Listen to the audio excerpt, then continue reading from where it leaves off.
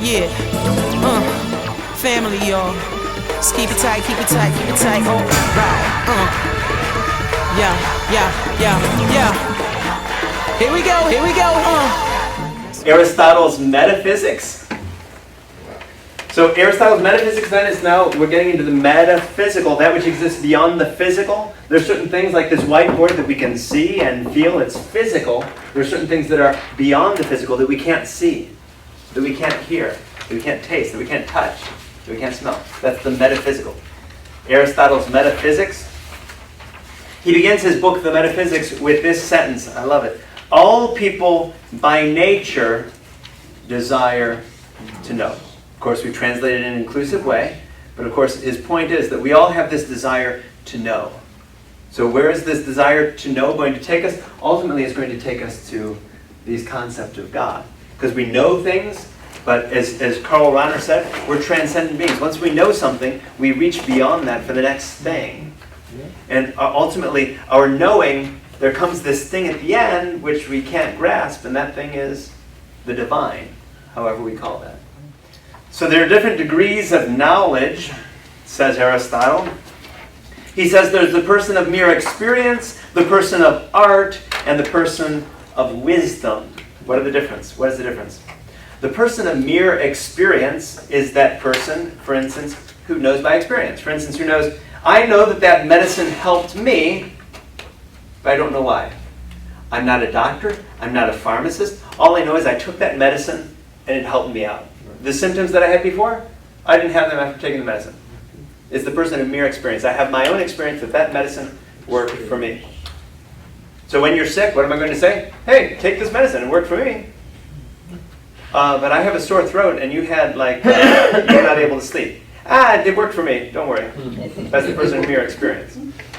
Okay, that's one level of knowing. The next is the person of art who knows the reasons for things. So that, for instance, the doctor or the pharmacist may be the person of art in medicine who knows the universal and that the medicine tends to cure all who suffer from the same complaint. The other week I was having difficulty with my voice. I was coughing and all. Okay, I went to the doctor.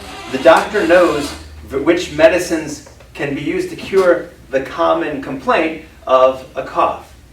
Oh. The doctor knows why that medicine, the doctor knows that that medicine works, but the doctor also knows why that medicine works. That's what med school is for, I understand, right? They have all sorts of courses in whatever it is that they study to know what it is that various medicines do and why it is that they do those things, which is why the study of biology is so important for pre-med students, I understand. Wasn't my field. That's another level of knowledge. Then there's the person of wisdom. Ooh, wouldn't we all like to be the person of wisdom? What's the difference?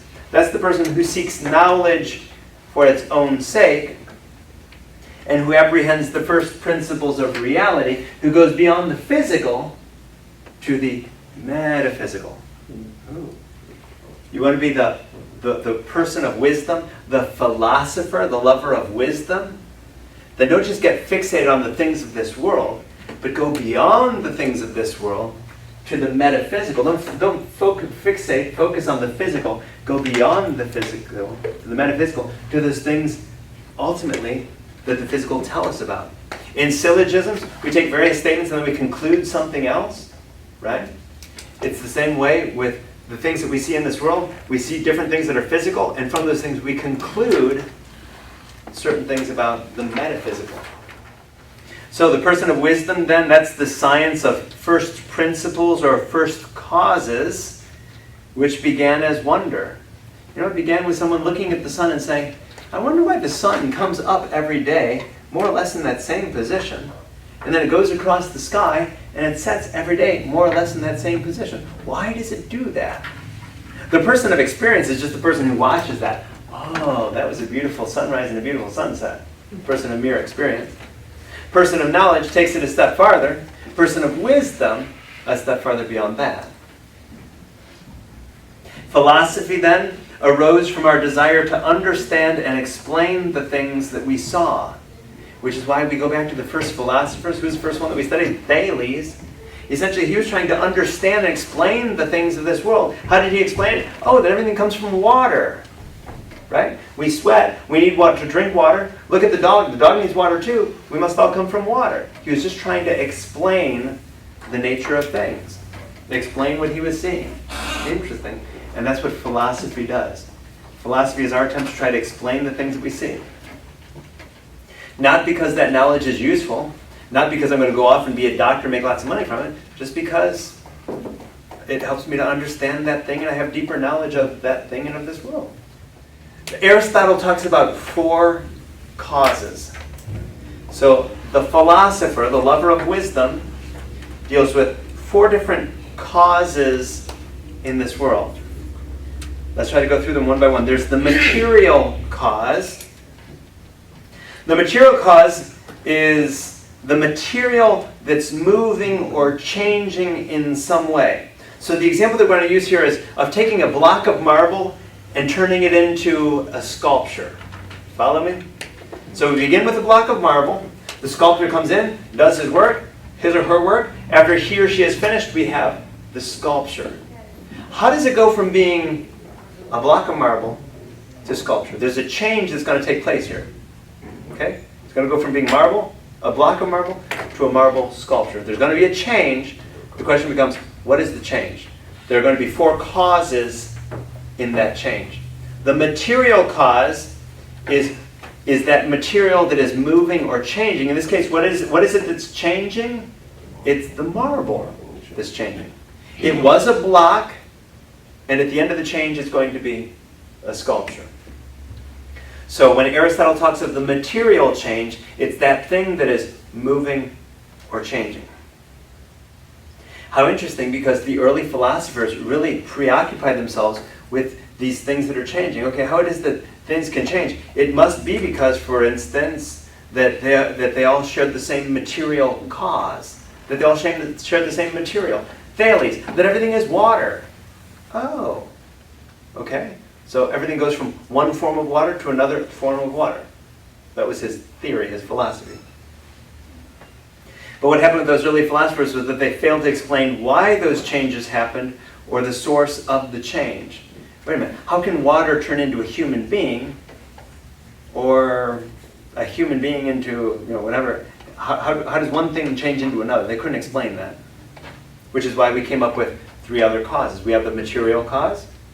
After that, we have the formal cause, which is the pattern or the shape or the form received by the thing. Follow me now. So the formal cause, we have this block of marble. It's going to stay marble afterward. Marble is the material cause. But this block of marble is going to take on a formal cause, which is the shape of the sculpture. The formal cause then is the shape of the sculpture, so that when the sculptor comes, what the sculptor is doing is the sculptor is taking away the marble according to the pattern of the formal cause that exists in that sculptor's mind. The formal cause is what it is that sculptor is trying to accomplish with that block of marble. The efficient cause is the thing that causes motion or change to start or to stop. So what is going to be the efficient cause in this instance? What's going to make the block of marble into the sculpture? It's going to be a sculptor. Oh. So the sculptor then is the efficient cause, is going to take that block of marble and turn it into the sculpture. That's the efficient cause. In the ancient philosophers that we've studied previously in this course, people like Anaxagoras said that, referred to this mind with a capital M, that is the cause, that is the efficient cause of all things, right? What turns one thing into another thing? He had an answer. It's called mind, he said, with a capital M. Empedocles, had another answer. What turns one thing into another thing? Oh, it's either love or strife, hatred. Interesting, right? Those were their attempts at explaining efficient cause back then. Plato asserted the demiurge. How was everything created? He came up with this word, the demiurge with a capital D, which is sort of like this creating God, for lack of a better word. This creating thing, the thing that created the world, he called the demiurge. It was an efficient cause. It changed one thing, the world as it existed before, into another thing, the world as it exists now. So those early philosophers succeeded in identifying two of the four causes. They identified the material cause and the efficient cause. But now we have this idea of the final cause, or the final good, which is fascinating. It's the purpose or the end or the aim or the goal of something. What is the goal of the sculptor in starting to chip away at this marble? His goal is to make a sculpture that is in the pattern of the formal cause, which is the idea that he has of the sculpture. But it's the sculpture taking this idea that he has and this marble and creating the end product, the final cause, which is the sculpture. St. Thomas of Aquinas would introduce another cause. Actually, I'm not sure if it's St. Thomas of Aquinas, but he certainly used this. He may have taken it to someone else. And that was the notion of the instrumental cause, that there are certain things that also serve as instruments in all of this. So, for instance, can the sculptor use his fingernails to create a sculpture out of marble? No, he needs certain tools.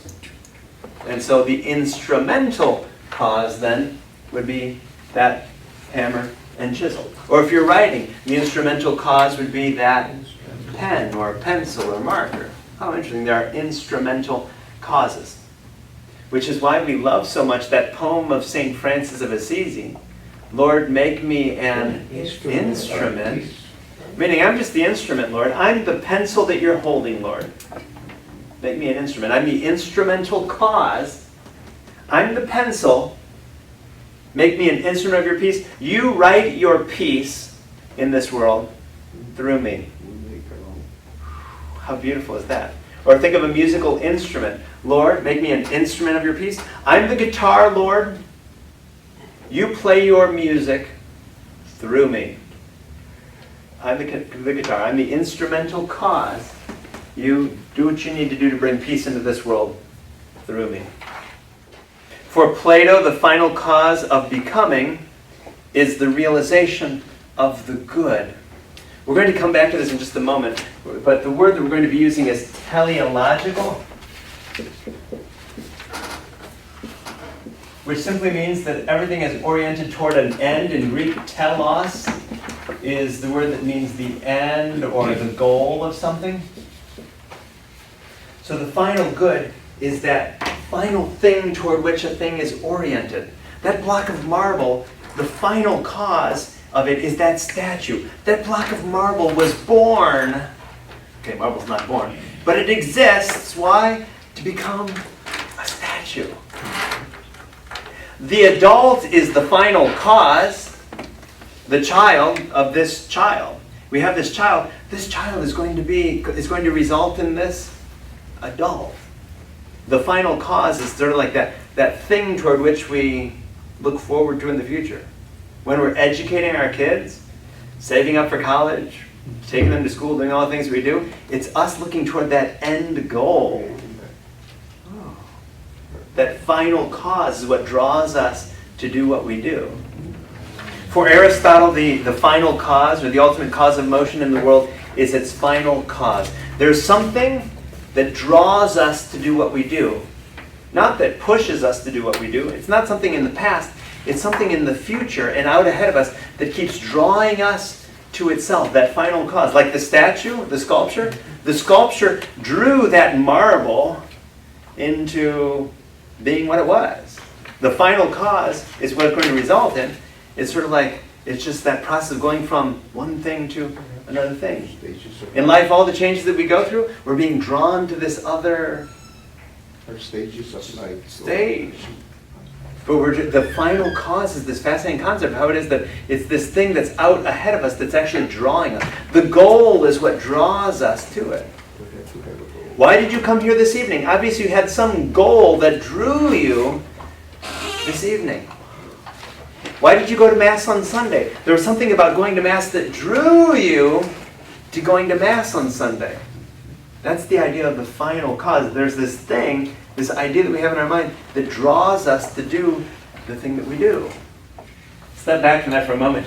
So metaphysics then says Aristotle. Aristotle's talking about metaphysics. What is metaphysics? Metaphysics is concerned with the study of being qua being, fancy Latin word qua, simply meaning as. Being as being. Metaphysics studies being as being. The purpose of metaphysics is simply to study being. As what? As being. And so with a person like Aristotle then, we're going to be studying being and its essential attributes as being. How do we get to understand what being is? We say that different things are. I am, you are, that book is. These things are, every time we use the verb to be, right? It hints that something is. To be, the forms of to be are am, are, and is. Anytime we use any of those words, that presumes that something is, that thing has being. To be or not to be. No, if we're using any of those words, then it's to be. It is. And so the question becomes then, how do we start talking about this being? What is this being that all these things that are share in this thing that we call being? Follow me? Oh, that's crazy. All things that are have being. So what does this mean for us then? Aristotle is going to tell us that unity and goodness are the attributes of being. So what is this being that every object in this universe shares? Everything that is. That sounded redundant, but everything that is. It has being. Everything that is has being. So what is it that all of these things that have being have in common? Everything that is enjoys unity and goodness. Everything that is one. Being ultimately is going to be one. It has unity. And being is good. Ooh, many ties to things in our faith. How it is that God is one and God is good. Ooh. These are thoughts that people like Aristotle had 300 years before Jesus. How was the thinking through the divine? The divine must be one. There can't be 30 gods up on a mountain. God is one. And God is good. Those are the two concepts that we can attribute to all being. If it is, then it is one and it is good. Aristotle would argue to say that something is to say that it is one. It is something, and that thing has some number to it. Father Jamie is. How many is Father Jamie? Father Jamie is one. Oh, okay. Right? Everything that is has number, and that number is one. Unity is essential to being and is found in all categories. He also said goodness is also applicable to all categories. We can talk about beauty, justice, all the other categories, but the one that is shared by all things that are is goodness. All things are, and all things are good. We'll talk about badness and bad things in a moment. But for now, the essential attributes of being, if anything is, then it is one and it is good. The true nature of being is unchangeable and self-existent, simply meaning that the true nature of being is not subject to change, which is why God ultimately, as the font of all being, is unmoved. God is not subject to change. Being is unchangeable. Being merely is. That strikes me as deeply philosophical, but being is. Period. What can we say about being? It seems that Aristotle says we can say three things about being. Being is, period. Being is one, period. Being is good, period. Those are the things we can say about being. Ultimately, as the Ronner talked about the horizon within which we know all these things, right? What is the we know all of these things within this horizon of this one good being, who for us as Christians is God. There cannot be an infinite series of existent sources of movement. There must be one unchangeable being that causes motion while remaining itself unmoved. So let's just trace everything back in time, right? What caused one thing? Oh, that thing had a cause. And what caused that? Well, that had a cause. What had that? What caused that? That had a cause. Let's keep following it back in time. Ultimately, everything in this world was caused by something. And ultimately, if we were to trace it all back, every single atom, every single planet, every single star, every single person in this universe, trace it all back, what does it go back to? What started all of the motion and all the movement is where there had to be one thing that started all the movement that wasn't moved by anything else, because otherwise we would trace it back to the next level of movement, right? We go back. If it was moved, then who was it moved by? What was it moved by? Oh, it was moved by this. Okay, then get rid of that. Then what was this moved by? Ultimately, we're going to come to something that wasn't moved by anything, which for Aristotle is the unmoved mover. God was the one who set it all in motion, who started it, kick-started it, and before that, there was nothing. God was the unmoved. No one else moved God. God was the first to move, setting everything else in motion. There has to be this unchangeable being that causes motion while remaining itself unmoved. So the mover causes movement and motion, but is unmoved itself. If you keep tracing back every cause and effect, we trace it back ultimately. There has to be this cause at the beginning of time, at the beginning of being, that set everything else in motion. This motionless substance, comprising the full nature of being, will have the character of the divine. Can it be a material thing that started all this stuff in motion? No, because any material thing had to come from something else. Follow me? If it's a material thing, it had to come from something else. There's nothing material that exists that didn't come from something else. So if it's material, it had to come from something else. So ultimately, that thing that got everything rolling had to be non-material, had to be metaphysical. It couldn't be physical. It couldn't be a physical thing that started everything rolling. It had to be metaphysical. It had to be divine. So in many ways, the first philosophy is rightly called theology. What is theology? Theology is the study of God.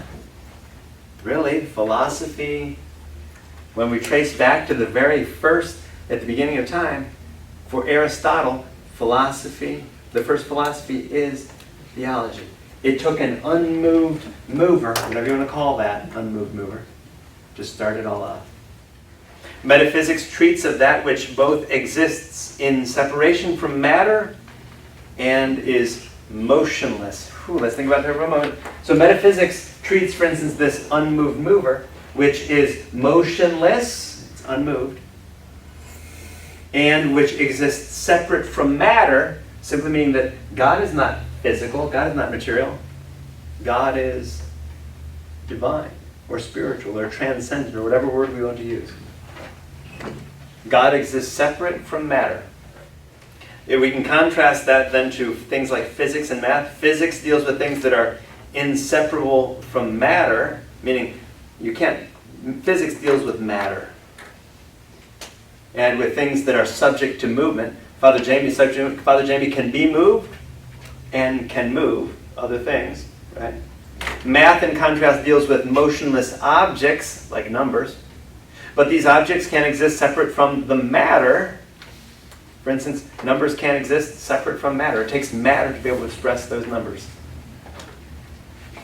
For Aristotle, there are three types of substances. What are the three types? Some substances are sensible and perishable, like this wooden table. It's sensible, we can see it, but it's also perishable. One day this table will no longer exist. It will no longer be.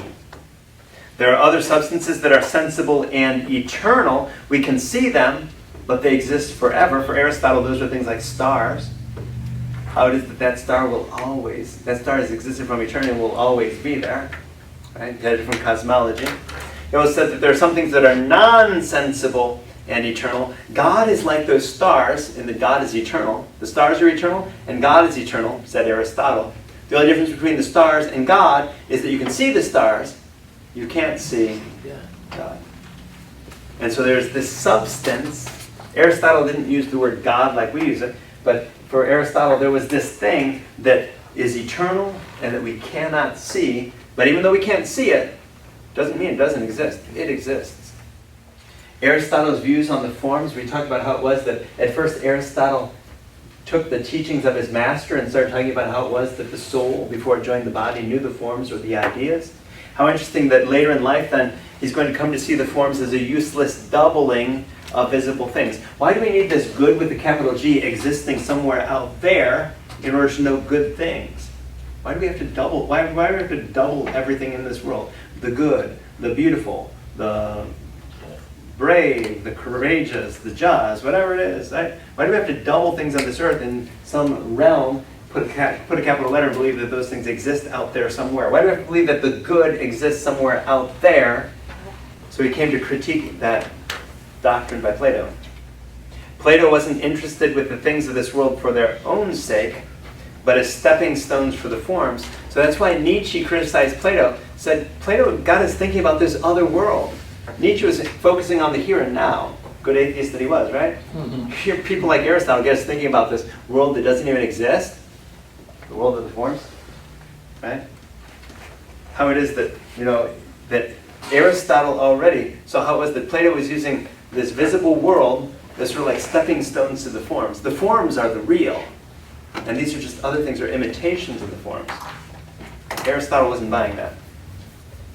So that, for instance, Aristotle said that if Plato would have believed that there's this ideal state that exists out there somewhere, and so all we have to do is mirror that state in how we organize ourselves. The ideal state exists.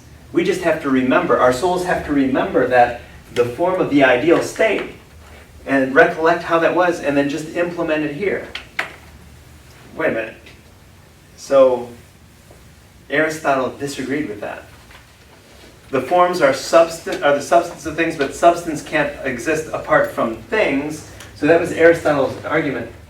Substance can't exist apart from things. So these things that you thought existed, they can't exist apart from, those substances can't exist apart from things.